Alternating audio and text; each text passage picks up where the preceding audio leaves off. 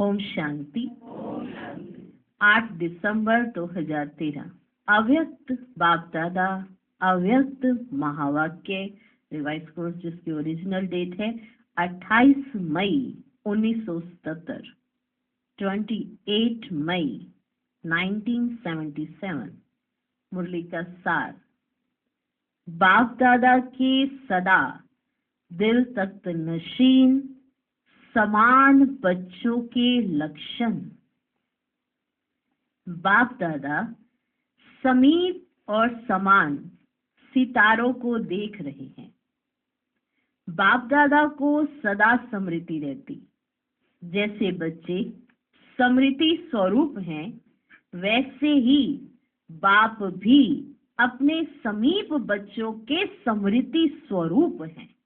जैसे बच्चे स्मृति स्वरूप होने से समर्थी स्वरूप का अनुभव करते हैं, बाप दादा भी स्वयं समर्थी स्वरूप होते भी समान बच्चों के सहयोग व स्मृति से स्वयं स्वरूप में और एडिशन हो जाती है।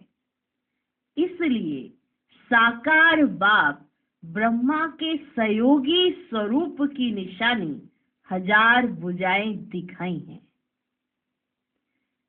इस एक लाइन के अंदर बाबा ने वो बात कही है उन बच्चों के लिए जो सदा समीप और समान सितारे बाबा उनको देख रहे हैं, कि जैसे वो बच्चे स्मृति स्वरूप रहते हैं तो समर्थता आ जाती है। बाप भी जब उन बच्चों की स्मृति में रहते हैं तो एक्स्ट्रा कैसे बाबा के उसके अंदर और एडिशन, स्वरूप के अंदर और एडिशन हो जाती है जब बाबा उन बच्चों की स्मृति में रहते हैं। और एडिशन हो जाती है। ये एडिशन क्या है? जैसे साकार बाप ब्रह्मा के सहयोगी 1000 भुजाएं होती है, तो बाप दादा जब उन बच्चों की स्मृति में रहते हैं तो कैसे एडिशन हो जाती है समर्थता में। भुजाएं हैं सहयोग की निशानी। तो बाप के साथ साथ जो सदा सहयोगी हैं, उन्हों की निशानी भुजाओं के रूप में है। ऐसे समान बच्चों का स्थान कौन सा होता है बताओ? जो ऐसे समान बच्चे माना बाप के समान बच्चे, उनका स्थान कौन सा है? किस स्थान पर वे निवास करते हैं? वे सदा दिल तख्त पर या विश्व के राज्य तख्त नशीन स्वयं को समझते अर्थात स्थिति में स्थित होते हैं। ऐसे समान बच्चे वो खुद को भी अनुभव करेंगे कि हम बाप दादा के दिल तख्त नशीन है। कभी कभी नहीं, सदा सदा दिल तख्त नशीन है और विश्व राज्य तख्त नशीन भी वो स्वयं को समझते हैं और इसी स्थिति में स्थित रहते हैं। जैसे बाबा ने एक उदाहरण देके समझाया, जैसे बड़ी से बड़ी महान आत्माएं कभी भी धरनी पर पांव नहीं रखती है। जैसे यहाँ भी देखा, जब बड़े आदमी आते हैं तो पूरे रास्ते पर सीढ़ियों पर गलीचा बिछा देते कि धरनी पर उनका पांव टच नहीं हो, गलीचे पर चले वो। ऐसी श्रेष्ठ आत्माओं का पांव धरती पर नहीं लेकिन गलीचे पर होते हैं। यह निशानी किसकी है? शुरू कहां से हुई बताओ? किसकी निशानी है? जो आज की दुनिया में भी जो बड़े से बड़ी हस्ती होती हैं या बड़ी बड़ी ऐसे पर्सनैलिटी होती हैं, तो उनका वेलकम जो किया जाता है वो दूर से ही गलीचा बिछा दिया जाता है और जहां तक वो जाएंगे वहां तक भी गलीचा बिछा होता है, फिर उन्हें सिंहासन देकर बिठा दिया जाता है। तो ये कब से शुरू हुआ? शुरू कहां से हुई? यहाँ तो उन्हों के पांव सिर्फ गलीचे तक है, लेकिन जो बाप समान बच्चे हैं उनकी बुद्धि रूपी पांव सिवाय तख्त के नीचे नहीं आते। उनकी बुद्धि रूपी पांव सिवाय तख्त के नीचे नहीं आते हैं। उन्हों को तख्त नशीन कहा जाता है, अर्थात सदा तख्त पर ही रहते हैं, नीचे नहीं आते हैं। ऐसे जो सदा दिल तख्त नशीन व राज्य नशीन ही रहते हैं, उन्हों को सर्व आत्माओं से रिटर्न में क्या मिलता है? बाबा ने पूछा, ये बच्चे बाप के समान दिल तख्त नशीन है, राज्य तख्त नशीन है, तो इन्हों को दूसरी आत्माओं से, सर्व आत्माओं से रिटर्न में क्या मिलता है? एक तो बाप से, देखो बाप से तो बहुत कुछ मिल रहा है, और वो आत्माएं हैं ऐसी सदा दिल तख्त नशीन और राज्य तख्त नशीन, उसी स्थिति में स्थित रहती हैं वो। तो अन्य आत्माओं से भी उनको क्या मिलता है? बाबा ने कहा, स्नेह तो मिलता ही है, लेकिन दिल तख्त नशीन वाले जो भी कर्म करते हैं, जो भी बोल बोलते, सभी के दिल पर ऐसे लगता है जैसे बाप द्वारा जो भी निकलता वह सदा का यादगार बन जाता है, सबके दिलों में समा जाता है।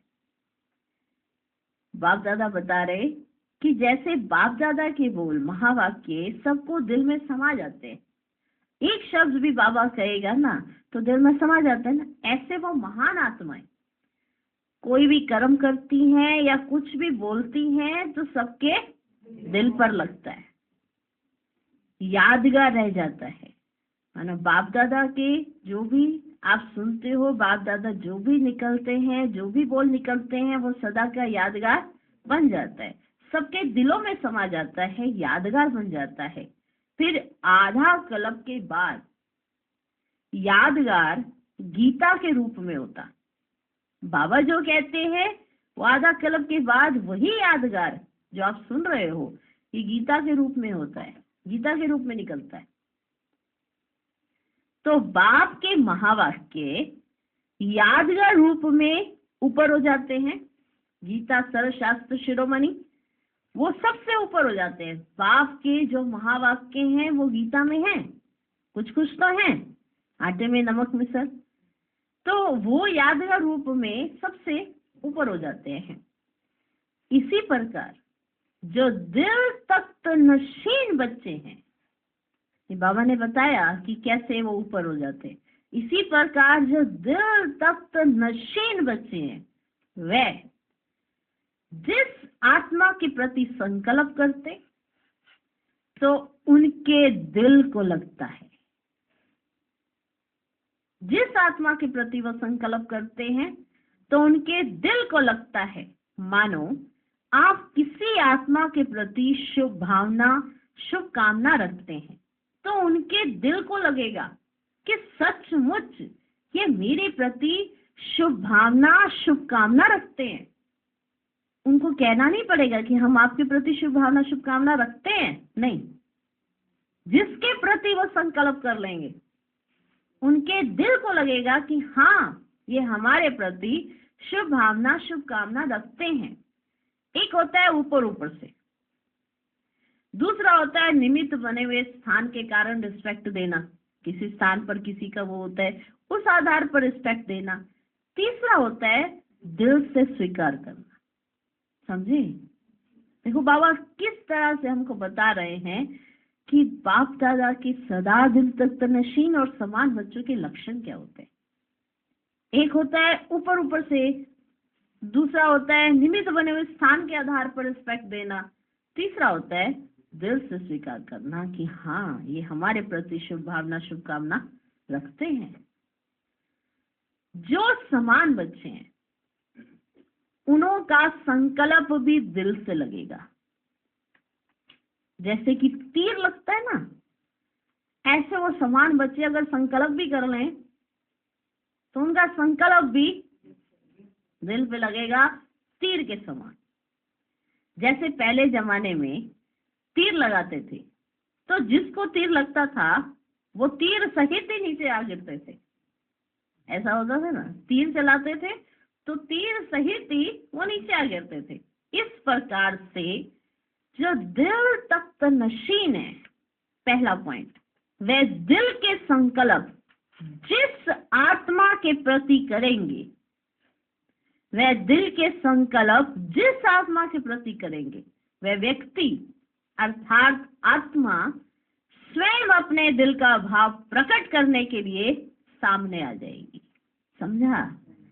पहला पॉइंट यही है कि दिल तक नशीन बच्चे जिस भी आत्मा के प्रति संकल्प करेंगे, वो अपने दिल का भाव प्रकट करने के लिए सामने आ जाएगी। दूसरी बात, जो उस स्थिति में स्थित हो बोलेंगे, उनके 2 शब्द भी दिल को राहत देने वाले होंगे। ये किनके लक्षण है? दिल तख्त नशीन समान बच्चों के। दूसरी बात, जो उस स्थिति में स्थित हो बोलेंगे, उनके 2 शब्द दिल को राहत देने वाले होंगे।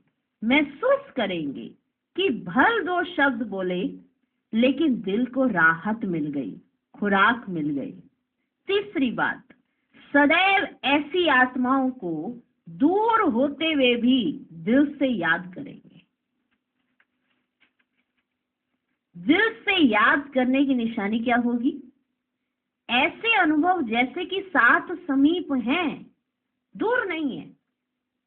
ऐसे नहीं अनुभव करेंगे कि ये आबू में हैं, हम दूसरे देश में हैं। ऐसा फील नहीं करेंगे, क्योंकि वो दिल से याद देंगे तो उनको फील होगा वो दिल से याद पहुंचेगी उन तक। ऐसे समझेंगे कि सदा सम्मुख और साथ है। जैसे बाप को दिल से याद करते हैं तो क्या अनुभव होता है? दूर लगता है क्या? साथ का अनुभव होता है ना। इस प्रकार जो दिल तख्त नशीन बच्चे होंगे, उन्हों का भी प्रैक्टिकल में रिटर्न दिखाई देगा।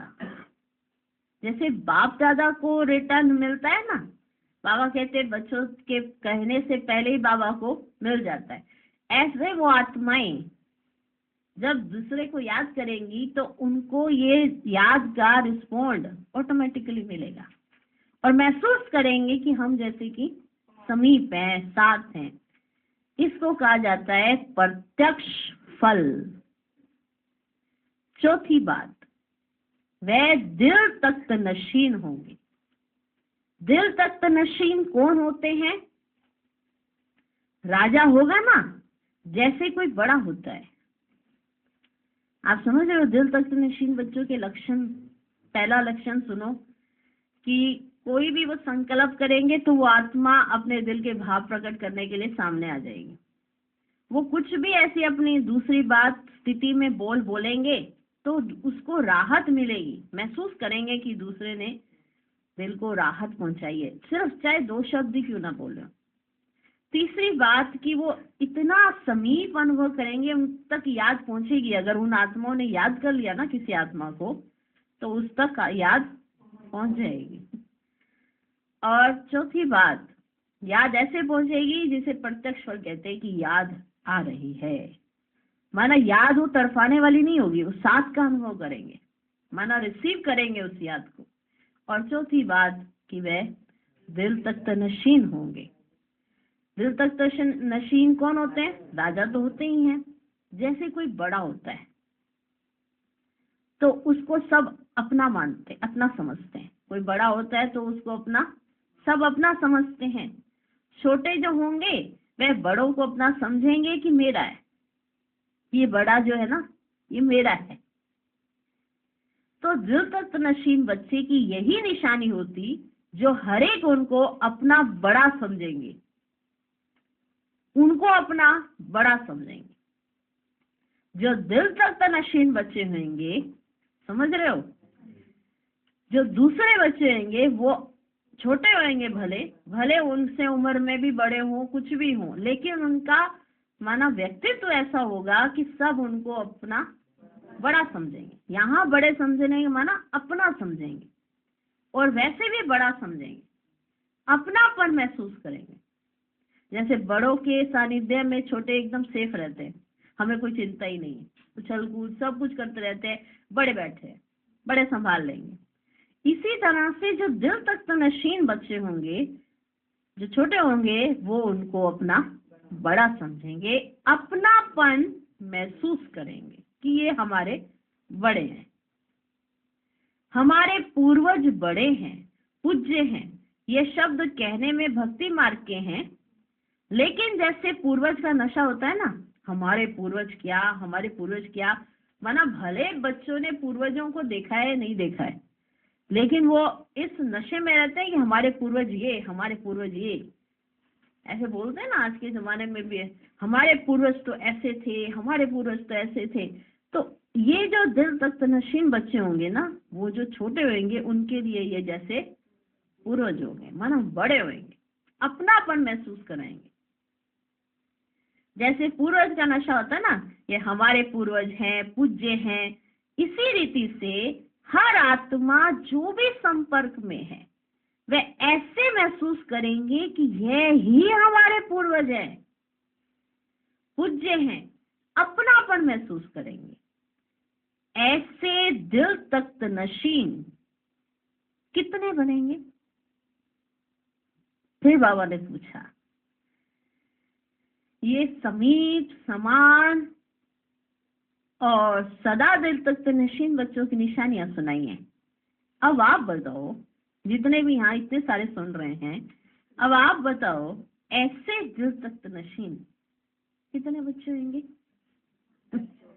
हाँ, थोड़े ही होते हैं ना, थोड़े में भी कितने कहेंगे, हम सभी थोड़े हैं। हाँ, हम सब तो थोड़े नहीं हैं, बहुत बैठे हैं। तो आप बताओ कितने बच्चे होंगे? हाँ, ऐसे दिल तख्त नशीन, यही अष्ट रत्नों की विशेषता है, यही अष्ट रत्नों की विशेषता है, जो फिर 100 में नहीं होती। ये जो विशेषता अभी आपने आज सुनी, अभी ये जो लक्षण सुने हैं, ये अष्ट रत्नों की विशेषता है, जो 100 में नहीं होती। उनमें भी माँ बाप हैं, फिर भी उनमें नंबर तो है ना। 8 में उनमें भी माँ बाप हैं, फिर भी उनमें नंबर तो है ना। तो जब पहले युग में भी नंबर हैं, तो जो और पीछे हैं उनमें भी नंबर होंगे, उनमें भी नंबर होंगे। अष्टरत्नों में भी नंबर हैं, आगे पीछे से उधर। और जो फिर आगे के होंगे उनमें कितने नंबर होंगे, और उसी परमान उनकी स्थिति होगी। अष्ट में भी बाबा ने कह दिया माँ बाप हैं, उनमें भी माँ बाप हैं, फिर भी उसमें उनमें नंबर तो है ना। तो जब पहले युग में भी नंबर हैं, तो जो और पीछे हैं उनमें भी तो नंबर होंगे। सुना, समझा? सुना, समझा? सुनते तो बहुत कुछ है, पर समझा? तो दादी विदेश यात्रा पर जा रहे हैं। बाबा ने कहा दादी जाती है, इसकी सबको खुशी है, क्यों? माना विदेश यात्रा पर हमारी दादी जा रही है। दादी को प्रकाशमणि दादी, हाँ, जानकी दादी तो निमित्त है ना उनकी। तो दादी जाती है विदेश यात्रा पर, इसकी सबको खुशी है, क्यों? वैसे तो जाने में दूसरी लहर होनी चाहिए, लेकिन खुशी क्यों है? माना कोई जा रहा हो 2-4 दिन के लिए भी कहीं जा रहा हो, तो दादी जा रही है कुछ समय के लिए सेवा करने वहां पर, तो आप सबको खुशी क्यों है? तो बाबा ने कहा और विशेष खुशी की लहर है, क्यों? विशेष सबको खुशी इसी बात की है, जो सभी बहुत समय से इंतजार कर रहे हैं कि कुछ होना है, कुछ परिवर्तन आना है। तो इस पाठ को देखते हुए सबके बुद्धि में कुछ नवीनता, परिवर्तन की भावना आ रही है कि दादी जा रही है विदेश में, तो कुछ तो होगा ही होगा। कुछ तो परिवर्तन होगा ही होगा। दादी विदेश जा रही है सेवा के लिए। तो बाबा ने कहा सबकी बुद्धि में जब ये बात आ जाती है कि कुछ परिवर्तन के लिए जा रहे दादी, तो सबको जाने पर भी खुशी हो रही है। सभी को ऐसा लगता है जैसे कि ये जा नहीं रहे हैं लेकिन कुछ समीप आ रहे हैं। माना दादी जा नहीं रही है लेकिन कुछ आत्माओं को समीप लाने वाली हैं। कुछ परिवर्तन, नवीनता का नक्शा सामने आने से जाने का संकल्प उसमें समा जाता है। माना ये किस चीज के लिए निमित्त जा रही है दादी विदेश में, ये सोचने से जो जाने का संकल्प में थोड़ी सी गमी आती है कि दादी जा रही है, वो थोड़ी सी गमी फिर वो खुशी में कन्वर्ट हो जाती है कि किस कार्य के निमित्त जा रही है दादी, तो वो नक्शा ही परिवर्तित हो जाता है। नवीनता का नक्शा सामने आने से जाने का संकल्प उसमें समा जाता है। सबकी बुद्धि में यही है कि अब कुछ परिवर्तन की भूमिका बन रही है। सबकी बुद्धि में यही चल रहा है कि अब कुछ परिवर्तन की भूमिका बन रही है। बहुत समय से सबको यही संकल्प में रहता है कि कोई नई बात अब होनी चाहिए। बहुत समय वही सीन चलती रही है, कुछ नवीनता होनी चाहिए। यह निमित्त फॉरेन में जाने का जो पाठ बना है उसमें सबके दिलों में जैसे ऑटोमेटिकली सब में लहर है। किसको कहा नहीं गया है लेकिन एक नया उमंग उत्साह है, दादी जा रही है, दादी जा रही है, विदेश जा रही है, दादी जा रही है। माना एक अलग तरीके का सबके अंदर एक उमंग उत्साह आ गया है। 77 में दादी विदेश जा रही है, कुछ करने जा रही है, कुछ होने वाला है क्योंकि दादी जा रही है, तो एक नया उमंग उत्साह आ गया है। खुशी की एक लहर से किसी को कहा नहीं गया कि आप विदेश दादी जा रही है तो आप खुश रहना, नहीं, एक नई लहर खुशी की है। समझते हैं समीपता को पहुंचने का दिखाई दे रहा है, समीप नजारा आ रहा है, यह भासना आती है। इसलिए जो विशेष आत्माएं हैं, बाबा कहते जो विशेष आत्माएं हैं उन्हों का ही समय के साथ बहुत संबंध है। समझे कि वो कुछ भी करते हैं तो समय, माना वो कि जैसे कि घड़ी है, उनके पुरुषार्थ को देखा, अरे ये आजकल कैसे रहते हैं, तो जो समीप आत्माएं, विशेष आत्माएं हैं, उन्हों का ही समय के साथ बहुत संबंध है। जैसे ब्रह्मा की आत्मा का समय के साथ गहरा कनेक्शन है। बाबा कहते जैसे ब्रह्मा की आत्मा का समय के साथ गहरा कनेक्शन है। ब्रह्मा का जन्म और संगम का होना, जब ब्रह्मा बाबा बने तभी तो संगम युग हुआ ना, तो ब्रह्मा बाबा की आत्मा का समय के साथ एक गहरा कनेक्शन है। ब्रह्मा का जन्म और संगम का होना, अगर ब्रह्मा का पाठ नहीं होता तो संगम भी नहीं होता। अगर ब्रह्मा का पाठ ही नहीं होता तो संगम भी नहीं होता। ब्रह्मा के साकार पाठ की समाप्ति, माना बाबा जब अव्यक्त हुए, ब्रह्मा के साकार पाठ की समाप्ति और अन्य पाठ का आरंभ होना, यह भी समय को समीप लाने का एक आधार है।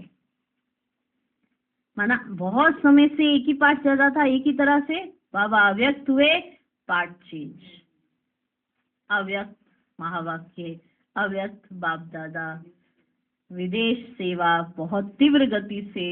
बाबा बताते हैं कि बाबा बैठे हुए तो बाबा सब बच्चे पूछते हैं ना कि बाबा इतनी जल्दी अव्यक्त कैसे हो गए, बाबा कैसे चले गए, तो बाबा ने कहा बाबा को तो बाबा ने ऊंचे स्थान पर बिठा दिया। तो ऊंचे स्थान पर बैठने से जो लाइट वाइट जो पहुंचनी है वो एक ही स्थान पर तो पहले पहुंचती थी, लेकिन अब ऊंचे स्थान पर बैठने से चारों तरफ पहुंच रही है। तो विदेश की सेवा प्रारंभ हो गई और बहुत तीव्र गति से शुरू हुई। तो बाबा ने कहा एक पाठ समाप्त हुआ, माना साकार का पाठ समाप्ति की तरफ और अन्य पाठ आरंभ होना, यह भी तो समय को समीप लाने का एक आधार है। तो बाबा ने बताया कि ब्रह्मा के पाठ की समाप्ति अर्थात संगम युग की समाप्ति। तो जैसे ब्रह्मा की आत्मा का समय के साथ गहरा संबंध है, वैसे ही जो फॉलो करने वाली समीप आत्माएं हैं, उनके हर कार्य का भी समय के साथ उतना ही समीप संबंध है कि वो आत्माएं जो नजदीक हैं बाप दादा के, जो समीप हैं, समान हैं, उनके हर कार्य का समय के साथ उतना ही समीप का संबंध है। वह जैसे कि समय की घड़ी बन जाते हैं। जैसे बाबा साकार पाठ पूरा हुआ तो सबको लगा कि अब तो समय ऐसा आ गया है, माना संगम युग की समाप्ति कैसे है, कैसे होनी है, वो जैसे कि एक घड़ी बन गए हैं। तो वे जैसे समय की घड़ी बन जाते हैं। जैसे देखो आप लोग जो निमित्त बने हुए, उनके संकल्पों को रीड करते हैं, सब समय की तुलना करते हैं कि इन लोगों की स्टेज यहाँ तक पहुंच गई है तो समय क्या दिखाता है। तो दादी से बाबा कह रहे हैं और भी जो बैठे हैं, तो बाबा बोल रहे हैं उनसे कि आप जो भी संकल्प करते हो या जो भी आपकी स्थिति रहती है, तो उससे दूसरे जो है वो तुलना करते हैं कि अभी समय कौन सा चल रहा है। चेक तो करते हो ना। जैसे आप लोगों के सामने समय की घड़ी साकार बाप था, उनकी स्टेज को देखते आप लोग भी समझते थे जैसे कि कुछ होने वाला है। समीपता लग रही थी, जैसा फरिश्ता रूप साकार नहीं है ऐसा फील होता था कि अब बाबा साकार में नहीं है, बाबा पहले से ही उपराम हो चुके हैं। बाबा से बात करो, बाबा को कुछ समाचार दो तो बाबा समाचार सुनते थे, बस उस पर राय देते थे और फिर उपराम, फिर फरिश्ता बन जाते थे। माना उनको फील होता था कि जैसे बाबा यहाँ होते हुए भी यहाँ नहीं है। तो माना उस घड़ी से सबने ये अनुभव तो कर लिया था कि बाबा जैसे यहाँ रहते हुए भी यहाँ नहीं रहते हैं। सबको पता पड़ गया था ये बात। तो जैसा फरिश्ता रूप साकार नहीं ऐसा फील होता था, तो समय की घड़ी हो गए ना, ऐसे आप लोग भी जो निमित्त हैं वह भी समय की घड़ी हो। उस नजर से ही आप लोगों को देखते हैं कि घड़ी क्या दिखा रही है। यह जो विदेश जाने का पाठ है, यह भी जैसे विशेष घंटी बजी है ऐसा अनुभव होगा। विदेश जाने का जो पाठ है, यह भी जैसे कि एक घंटी बजी है ऐसा अनुभव होगा। विदेश कौन कौन जा रहे हैं? बड़ी दादी, परदादी और दीदी। ठीक है, तो परदादी से ड्रामा आपको भी समीप पाठ बजाने के निमित्त बनाता है। जैसे कल्प पहले बनाया था वैसे अभी भी बनाते हैं। प्लान सोचने से नहीं होता है, लेकिन ना चाहते भी ड्रामा का पार्ट निमित्त बना देता है। इसमें भी बड़ा रहस्य है। परदादी से बाबा बात कर रहे हैं कि ड्रामा ने आपको समीप पार्ट बजाने के निमित्त बनाया है। सब जानते हैं ना परदादी कौन है? हाँ, निर्मल शांता दादी। हाँ, जैसे कल्प पहले बनाया था वैसे अभी भी बनाते हैं। प्लान सोचने से नहीं होता है, लेकिन ना चाहते भी ड्रामा का पार्ट निमित्त बना देता है। इसमें भी बड़ा रहस्य है। वरदान है आपको। बाबा ने कहा परदादी से, वरदान है आपको। लौकिक अलौकिक बाप के कुल का नाम बाला करने वाली निमित्त आत्मा हो। लौकिक में भी पिता, अलौकिक में भी पिता। तो लौकिक अलौकिक बाप के कुल का नाम बाला करने वाली निमित्त आत्मा हो, यह भी विशेष वरदान है। इसलिए आपको देख करके दोनों याद आ जाते हैं। परदादी को जो भी देखते थे तो सबको ब्रह्मा बाबा याद आते। हाँ, तो दोनों याद आ जाते हैं। लौकिक भी फीचर्स याद आएंगे और फीचर्स द्वारा जो फ्यूचर बनता है वह भी याद आएगा।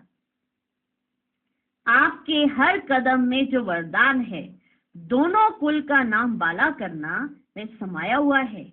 इसलिए ड्रामा स्वयं ही सीट की तरफ खींचते जा रहे हैं। आपको सीट अपने आप ऑटोमेटिकली खींचती जा रही है। समय प्रति समय जो भी महावाक्य आत्माओं के प्रति बाप दादा के उच्चारण किए हुए हैं, वह प्रैक्टिकल में आ रहे हैं। माना पहले जो बाप दादा ने बच्चों को कहा हुआ है, वो आज प्रैक्टिकल होने जा रहा है। विशेष वरदान है और सर्विस का चांस भी आपको विशेष है। डबल सर्विस करने का चांस है आपको, परदादी को डबल सर्विस करने का चांस है, सूरत द्वारा भी और सीरत द्वारा भी। ये चांस आपको प्राप्त है, परदादी को, सूरत से भी और सीरत से भी। इन लोगों की सूरत से अव्यक्त स्थिति होने से अनुभव करेंगे। बाकी सबकी तो जब सूरत माना अव्यक्त स्थिति हो जाएगी तो वैसी सूरत आएगी, तब अनुभव करेंगे। लेकिन आपकी, परदादी से बाबा कहते, लेकिन आपकी सूरत चलते फिरते ब्रह्मा बाप की सूरत और सीरत को प्रत्यक्ष करेगी। लास्ट दिन तक बाबा ने कहा ना कि तुम तो खुश रहती हो, और आपका चेहरा देखकर बाकी सब भी खुश हो जाते हैं, क्योंकि सबको ब्रह्मा बाबा की याद आ जाती है। वरना उनकी सूरत अब लौकिक बची है तो हाँ, तो बाबा ने कहा बाकी सबकी तो जब अव्यक्त स्थिति बनेगी तो वैसी सूरत दिखाई देगी, ब्रह्मा बाप जैसी वैसी सूरत दिखाई देगी जब वो व्यक्त स्थिति बनेगी। लेकिन आपको तो ये वरदान ही है, सूरत और सीरत का, सूरत द्वारा भी और सीरत द्वारा भी। इन लोगों की सूरत से अव्यक्त स्थिति होने से अनुभव करेंगे, लेकिन आपकी सूरत चलते फिरते ब्रह्मा बाप की सूरत और सीरत को प्रत्यक्ष करेगी। यह एक्स्ट्रा सर्विस की फील्ड हुई ना, एक्स्ट्रा सर्विस करने की फील्ड हुई ना। जहां भी जाएंगे तो क्या कहेंगे, सबको बाप की भासना आती है ना, तो यह सूरत भी सर्विस के निमित्त बनी है, डबल सर्विस फिर हुई ना। परदादी से बाबा ने कहा आप जहां भी जाओगे तो इस सूरत से सर्विस होगी, और सीरत तो है ही। फिर दादी से बाप दादा ने दादी से मिले। वर्तमान समय आप आत्मा के डबल रूप से आह्वान की लीला चल रही है। दादी जा रही है ना, तो सब आह्वान कर रहे हैं। एक तरफ वहां भी तो आह्वान चल रहा है कि जहां दादी आने वाली है विदेश में। वर्तमान समय आप आत्मा के डबल रूप से आह्वान की लीला चल रही है। एक तरफ भक्त आत्माएं अनजान रूप में आह्वान कर रही हैं, अष्टदेव के रूप में, अष्टदेव के रूप में। सबको मालूम है ना, अष्ट रत्नों में एक रतन दादी। अष्टदेव के रूप में भक्त आत्माएं अनजान रूप में आह्वान कर रहे हैं। दूसरी तरफ ज्ञान स्वरूप होने के कारण ज्ञानी तो आत्मा बच्चे आह्वान कर रहे हैं, ऐसे ही आह्वान कर रहे हैं जैसे आपके जड़ चित्र अष्टदेव के रूप में करते हैं ना। लेकिन वे अनजान है, इसलिए उन्हों को वह रस नहीं आता। लेकिन उन्हों को आह्वान से भी वरदान की अनुभूति की प्राप्ति का अनुभव होगा। डबल आह्वान हो गया ना फिर।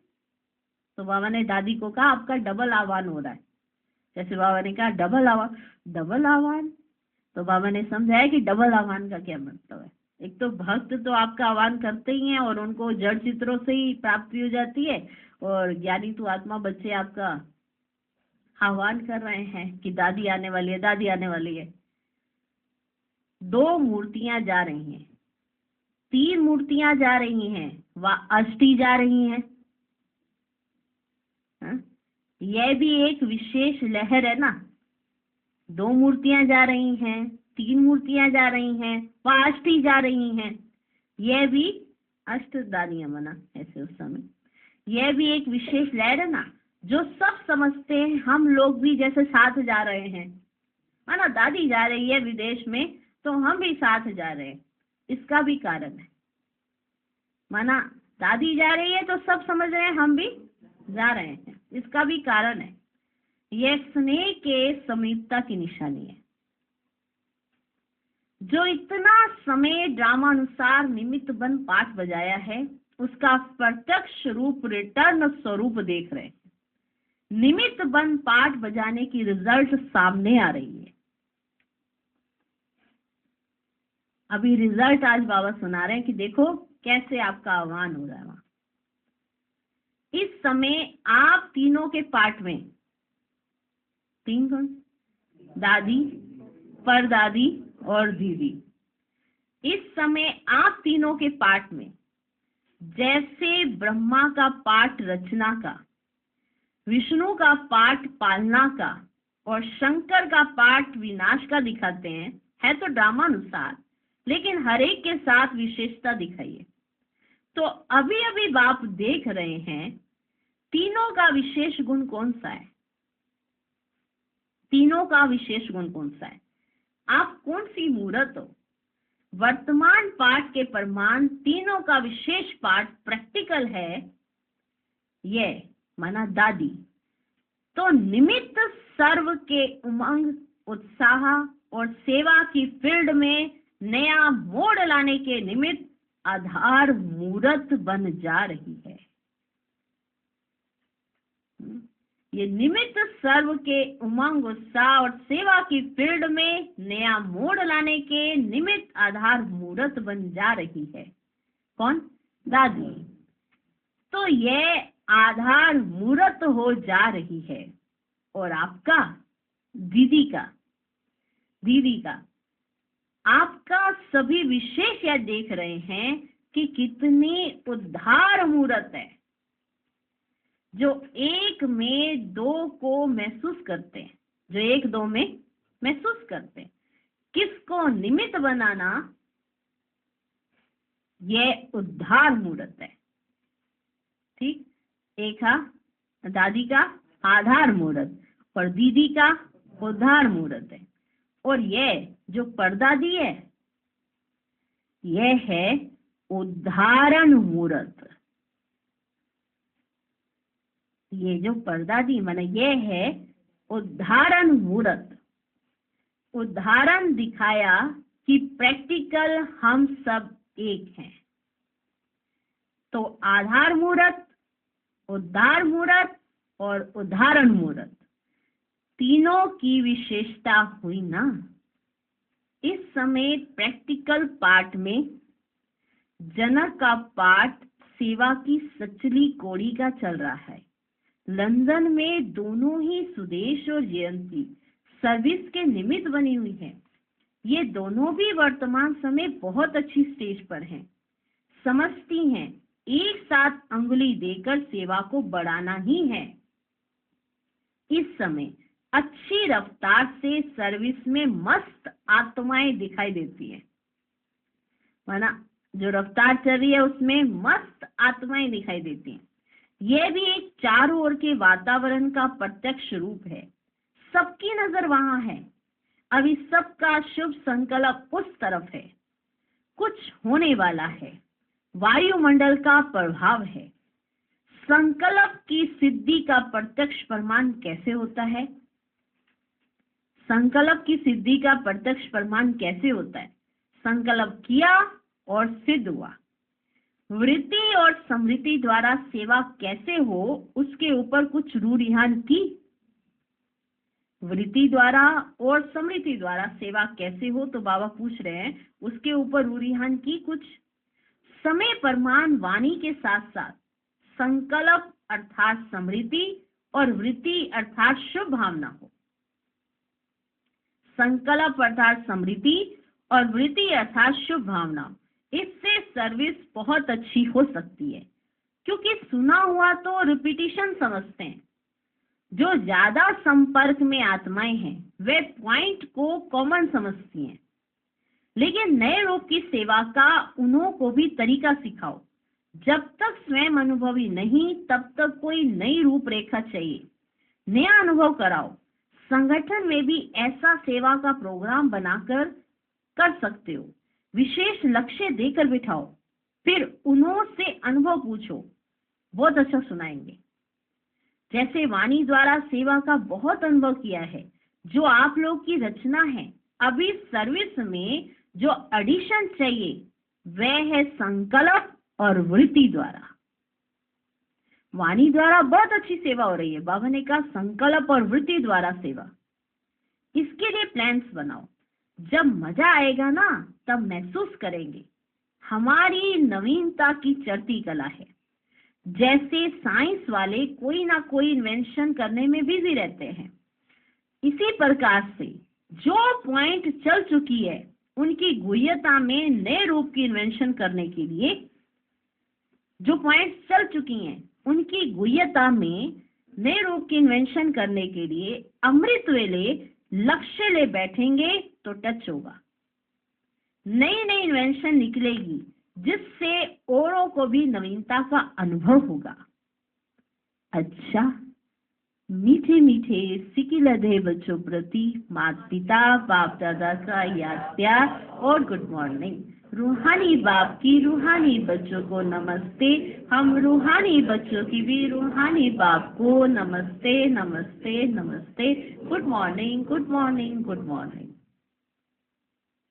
आज का वरदान, आगे पीछे सोच समझकर हर कार्य करने वाले ज्ञानी तू आत्मा त्रिकालदर्शी भव। जो बच्चे त्रिकालदर्शी अर्थात तीनों कालों का ज्ञान बुद्धि में रख आगे पीछे सोच समझकर कर्म करते हैं, उन्हें हर कर्म में सफलता मिलती है।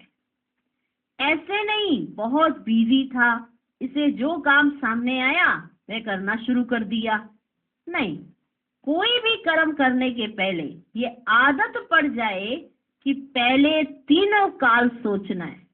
त्रिकालदर्शी स्थिति में स्थित होकर कर्म करो तो कोई भी कार्य व्यर्थ व साधारण नहीं होगा। आज का स्लोगन, अपने संतुष्ट और खुशनुमा जीवन से सेवा करो, तब कहेंगे सच्चे सेवाधारी। ओम शांति।